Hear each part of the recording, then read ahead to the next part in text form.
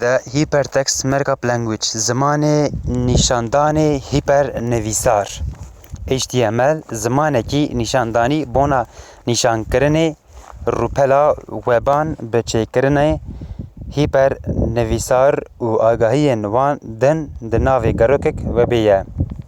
HTML ji bo qalibkirinê agahiyê ne, nîşandina nivîsên wek sernav, paragraf, lîstkirin û piranî wekî wan, nimandanê wî û heta dereceyeke daxuyanî tayîn ji bona dokûman û wateya wî bikaranîn.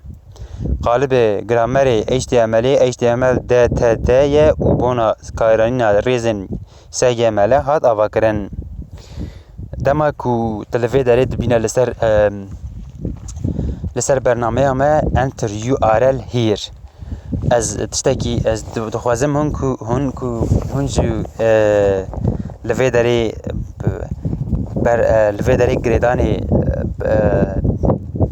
girêdana xwe têkin vê derê û lê bigerin. Dema hûn lê digerin, ev diçe li ser webê tiştên ku di hundirê paragrafê de digire û tînê bore dixwîne.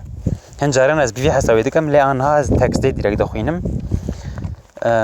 Ew jî ji ber ku min hinekî HTML hîn bûm û min ez fikirîm ku ez dikarim bernameyek wisa ji bo xwe çêkim. Dema ku ez dixwazim li ser Wikipedya azad tiştekî bixwînim, ez digirim girêdana wê rûpelê kopî dikim û tinim li vê derê bi virave dikim û divêm lê bigere. Wexta ew lê digere derim ra tiştê di hundirê peyê de jê radî paragraf wana hemî tîne. Hemî tîne û bi rêzê ve giştî lîstikirina arrayekî em jê radibê. Array bi îngilîzî array em jê radibê weke tiştên ku hemî wekev di cihekî de pê digire. û pişt re jî dema ku ez her cara pêlê pêş te dikim, ew pêş te derû giştî dixwînim. Ev jî li ser hinekî li ser epa me yeka meva çawa amade kiriye.